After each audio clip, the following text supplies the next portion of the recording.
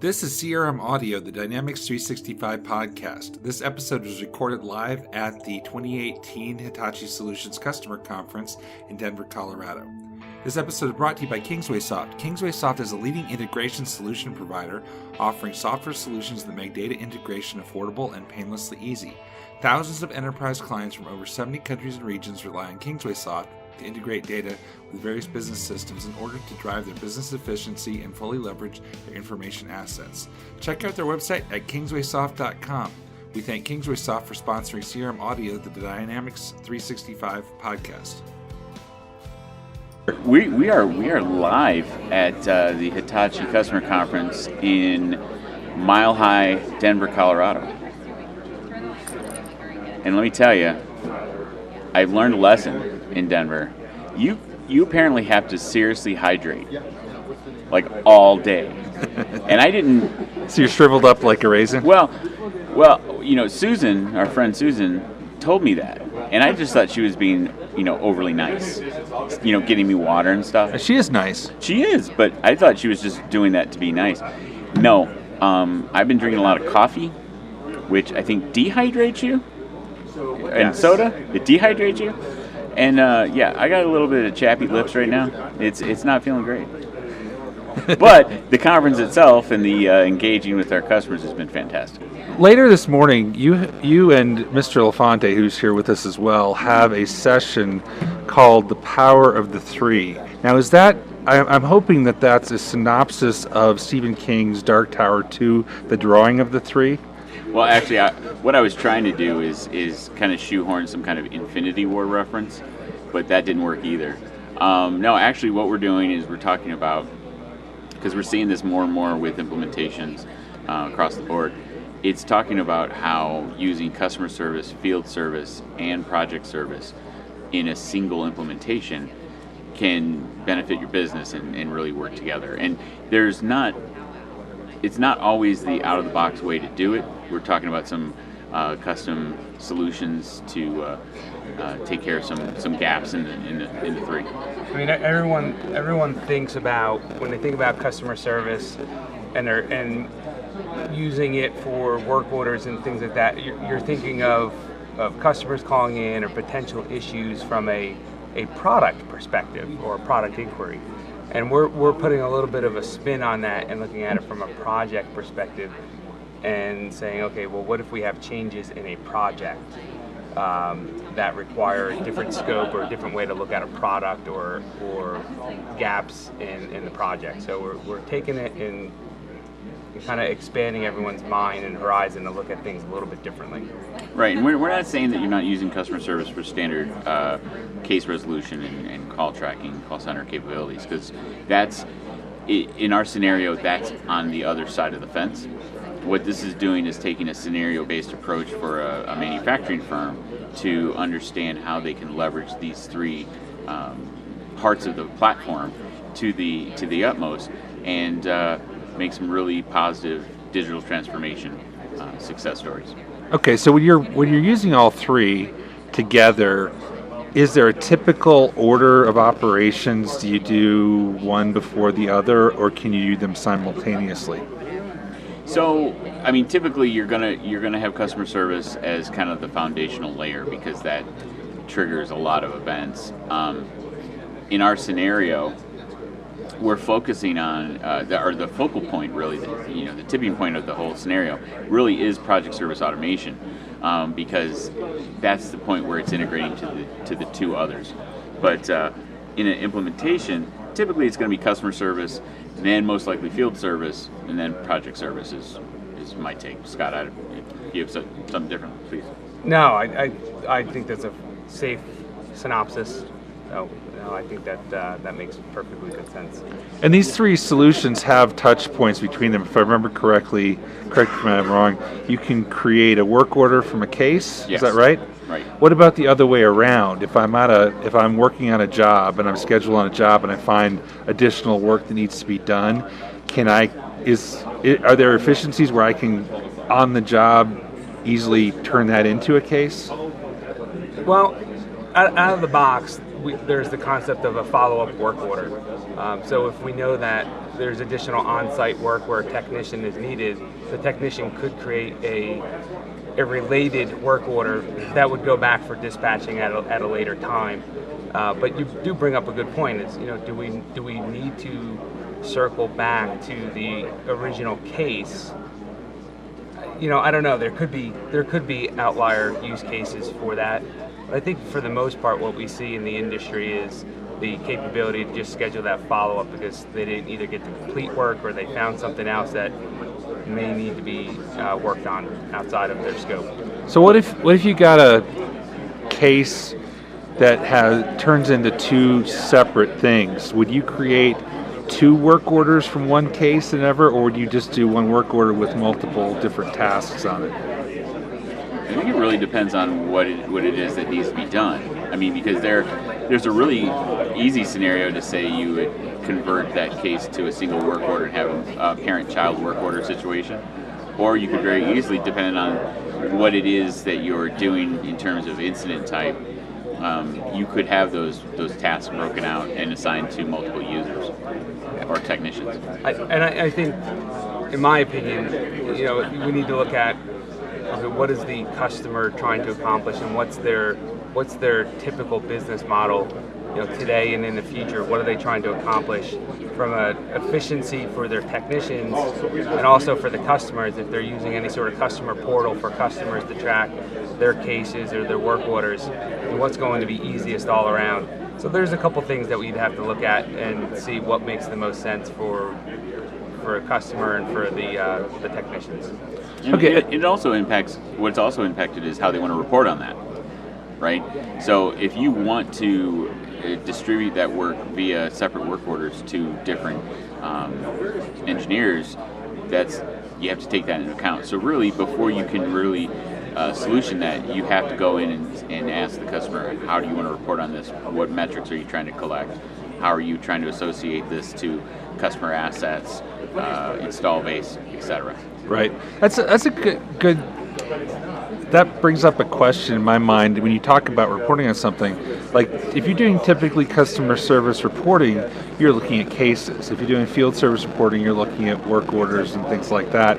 How does that really come together? Because I would think there'd be a motivation to have consistent data in one of those two buckets to make sure you can consistently report. So like if you have if you have cases and you have work orders, how do you bring that together to get a full picture of how you're servicing your customers? Because you may have some work orders that don't have a corresponding case, you'll have cases that don't have corresponding work orders. How do you tie that all together?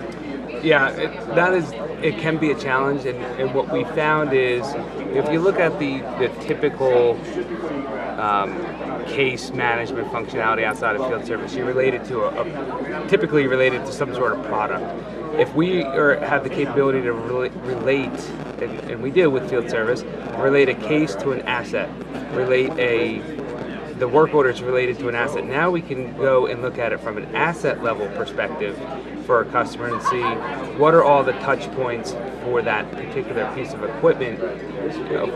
How many cases, how many work orders, and then we could even go further by looking at it from a Power BI perspective and say, well, how many of those cases actually were converted to a work order and either required follow-up? How many times have we had the same sort of issue with this particular piece of asset? Do we need to go out there and look at anything from an upgrade perspective, customer satisfaction, repair issues? There's a lot of different factors once you have that data in, but I think you look at it from an asset perspective and start seeing all the touch points from the service side. And that's not only from the Dynamics side too, because once you have that data in Dynamics, you're gonna find in that transformation is that the ERP, whether it's Dynamics or not, those folks are gonna want to have that data as well to pair up against their metrics that they're collecting on, especially if it's in a manufacturing situation with engineering change requests, field change notices, bugs, things like that. So what about from a workflow standpoint, not CRM workflow, but general workflow? I have cases I convert to work orders. what happens to that case? Does it stay in an open state until the workflow is done? How do you make sure that you know? Are you when a case becomes a work order? Are you considering that we're done with the case now, or are we coming back to the case once the work order has been completed? That's a valid scenario that we deal with every day, and we're dealing with on our projects now. What I would typically recommend is that case goes into a pause state, especially if you're looking at anything from an SLA perspective, because you don't necessarily want to close that case. You don't know if when you dispatch that technician to work on that equipment, did it resolve the issue that the customer called up about or emailed in about? You don't know that. So maybe they went out, they did what they could do, the customer's still having an issue. Now it has to go back to that case to where the agent needs to follow up with the customer. Did that resolve your issue? Yes or no? And if it didn't, that case should be reopened and determine if additional troubleshooting steps should occur. Who else needs to be involved? Does it have to go back out for a technician? Does it maybe go to engineering? Maybe there's some sort of product issue or compatibility issue. So there's a lot of different things to look at from that perspective. Right. I guess you could have a process that then once you close out the work order could go back and automatically close the case, or if you wanted to. And it really depends on how that business is reviewing the status of a completed work order, right? Is the work order truly completed, and after the work is done on site, or is it done after a review by a team via a queue item, right? Additionally, you could have in some customer service scenarios where the whole point of the I was thinking, who's the audience I'm talking to and envision who's in there? Are you envisioning that this is going to be people that are using one of the three and should consider the others, or people that don't have any of them? What do you think? Yeah, what do you think the target is? The ideal when we started talking about this would be typically you're going to have, probably on the average, you're going to have someone that has customer service implemented, and they may not see what the value in project service automation or field service is yet, but this gives them an open window to see what that capability does. We're going to do a kind of a mini overview of the capabilities, but then through the scenario-based approach, give them a contextual perspective on the functionality within those and how they can work together. Right. I think another point is there's not a lot of customers out there right now that are using project service. Project service automation is gaining a lot of momentum. There's been a lot of updates to the product, and I think it's going to continue. The adoption is going to continue to grow. But right now, it's really standalone. There's no connection out of the box to customer service or field service. So with our scenario and our vision, we're actually taking those and linking all three together so that they communicate. So that's one of the things that we're trying to show folks is that, hey, there is this possibility where you can have all three related together in real world scenarios. Yeah, I'm just thinking, I think if somebody's using field service and not using cases, that's probably fairly simple-ish to start using cases and building your process tied into field service. I'm thinking of people that use cases and have very mature process around them. If you're doing that, probably a little bit more re-engineering will be necessary if you then bring it into a field service process, or you need to do something to separate the case types so that you probably have certain types of cases that you don't want to be tied into the field service or project service process. Sure. Because, not every customer service scenario ends with someone being dispatched to a site, right? Or someone being dispatched to work on a break fix issue. So, yeah, I would agree. Okay. So any other goodies or tips you're going to give people in the session? Well, with the scenario, the company that we're using for the scenario, I tasked Scott to come up with a name. And, he, as we all know Scott. He's a creative fellow. Yes, from the At Your Service podcast. Very creative. Yeah, extremely. He came up with Fabricam. Well, I was and then I said no. And then he goes, you know what, you're right, Contoso. And I said, again, no. Whoa. So No. he did finally come Wait, through. Northwind Traders? No, he didn't. No, He didn't go there, but he did finally come through with Vandelay Industries.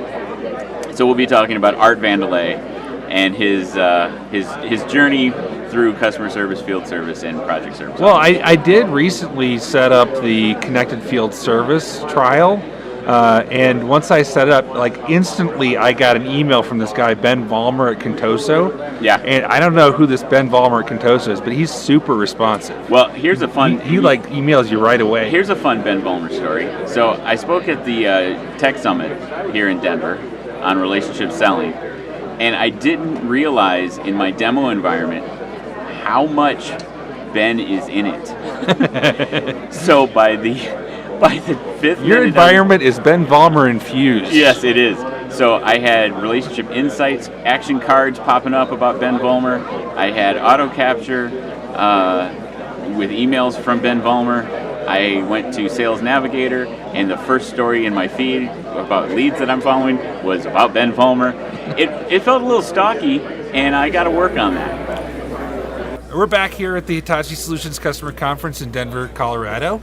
And joining us now is Leah Bowling. Leah Bowling is a pre-sales superstar. Hey guys! All right, so Leah, are you enjoying the conference?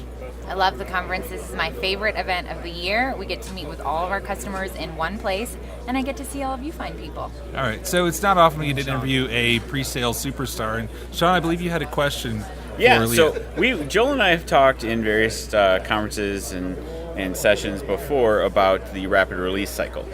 And we're always looking at it kind of from an architect perspective and, delivery perspective. But from pre-sales perspective, how do you maintain that knowledge of all the capabilities so that you can build demos that are holistic in nature and cover multiple industries? That's a great question, Shawn. And you're right, it is challenging with the new release cycle to keep up with all of the latest technology. I think at Hitachi we're very fortunate that Microsoft works pretty closely with us on helping ramp us up, giving us beta versions, giving us release notes early, so that we have every opportunity to understand the technology as quickly as we can. But it is almost impossible to know everything. So a very wise man once said, you have 2 ears and 1 mouth, so you should listen more and talk less. So what I really try to do and remind myself to do is to really focus on what the audience or what the users or the prospect, what they're needing and what business needs they need to solve for, and I back in the tools from there. And it really helps me focus on, there might be great VOC surveys as a new feature for an example, or virtual entities is a new feature.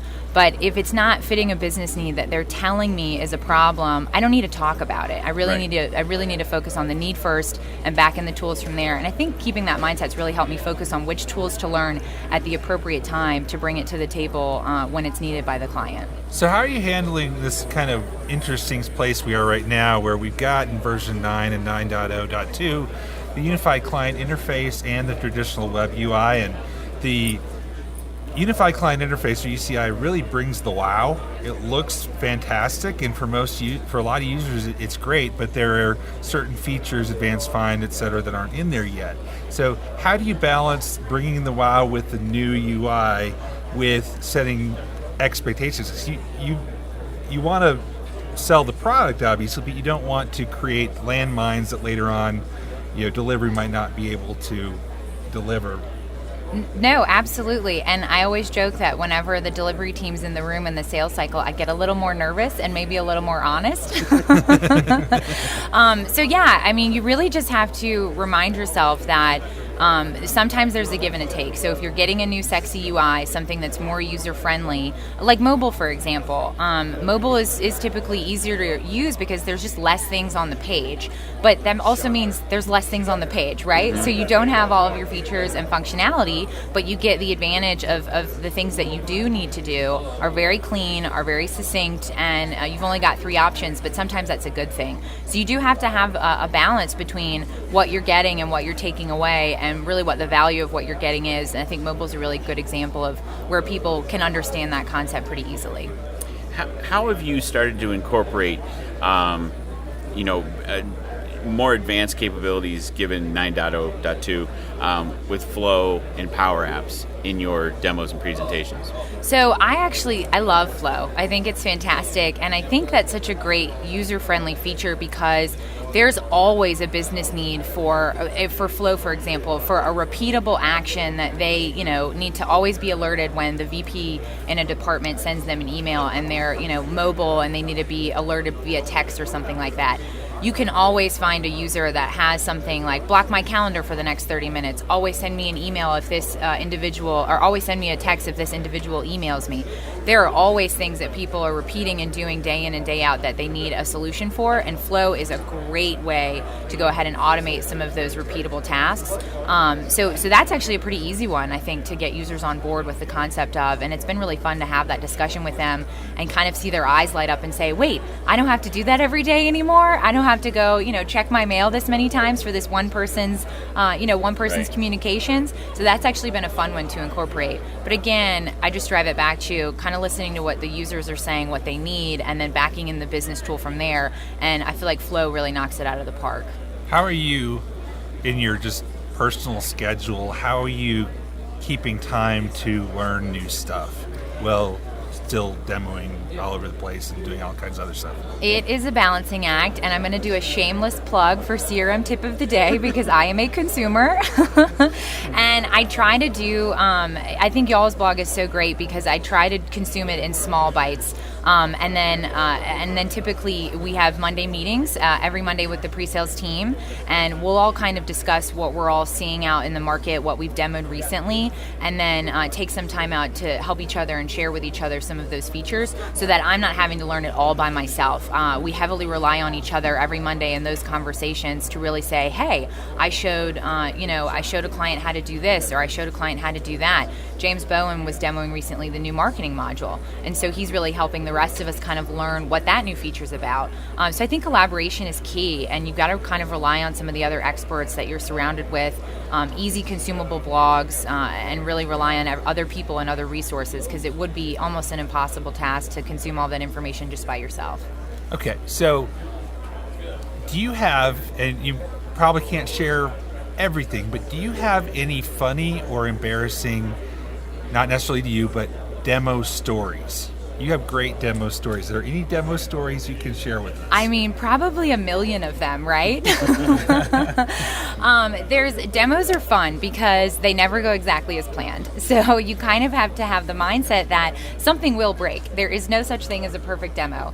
Someone will ask a question out of left field, something will break, something will not render, a workflow will not fire. It's just the nature of our business. And so you have to kind of think on your toes. And I think some of my most memorable and fun demos is when things have just gone horribly wrong, but it actually ended up kind of relaxing everyone. They can be a big show. There can be a lot of tension or anxiety. You get a room full of people. There's one speaker. They're trying to learn. You're trying to convey a message.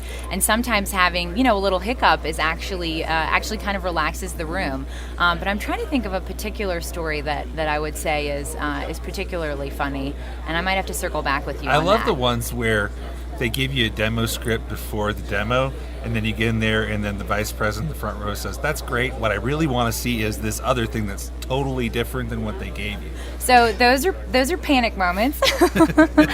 And that happens, I'd say 20% of the time you'll have an executive that was not in on the planning meetings for what the agenda for the demo was going to be. And that happens. They kind of come in and say, well, this is what my department really needs. In those scenarios, it is a little panicky, but it is kind of fun because you really have to think on your feet, and you really have to rely on the salespeople in the room knowing that you need about 5 minutes to reset, and so they start doing fillers, right? So I'll look at a TAP or a Landy or a John Ellison or some of our other sales guys and kind of say, okay, I can do this, but kind of giving me that eye communication for a minute. You need to talk for 5 minutes. Yeah. So do you have any tips for people doing demos of things you do to be prepared? Since everything's online now, there's a lot of technology dependencies that might not be great. You might be in a hotel conference room that has terrible Wi-Fi. Do you do anything, have any tricks in your bag, your bag of tools that you carry with you to help you in those types of scenarios? I do. So I always try to push back on really solid and kind of really closed off scripts where the client is trying to dictate exactly what they want to see, because in those scenarios where things go wrong, you have to have freedom. You have to be flexible to kind of pivot. So I try to push back on really having to follow a very, very strict agenda, maybe have some topics or workloads we want to cover, but have the freedom to maybe open up a PowerPoint if I need. I rely on PowerPoint heavily as a backup. It's not ideal to demo from screenshots, but PowerPoint is a great way to go ahead and have a backup. If something freezes up or Wi-Fi shuts down for a minute, you can pop open a PowerPoint and have a conversation about it that's still relatively powerful. I do try and stay away from videos. For a while, I thought maybe I'll just record things and then play it live in the room if something fails, but over the last 7 years, I've really felt like videos, they can get awkward, and I'd much prefer have a backup PowerPoint and screenshots of all those landing places, the dashboard I'm going to show, the screen I'm going to show, and sometimes you just have to pivot to a PowerPoint and open it up and just have a conversation about it. I think the best tip I ever heard, and I'll call out another TS at Microsoft, Bob Piscule, who's been doing it for a long time, and he said, Leah, just remember, you probably know more about CRM than anyone else in the room. So just rely on your knowledge, rely on that skill set, and fall back on that if you get nervous or feel flustered for a moment. Just remember, you're the subject matter expert, and they're there to hear what you have to say. And that's really helped me kind of calm my nerves in those panic situations where the Wi-Fi does go down. Yeah, I think that's a good point, because it's happened to us too, right? When we're demoing for customers during implementation, things go wrong. But I think it's easy for us to forget that we are the experts. We know a lot about CRM. And if we have to just talk about it, then that's what we have to do. Absolutely. So which is cooler, field service or customer service? Ooh, that's a good one. That's a good one. I think it depends on the day, Joel.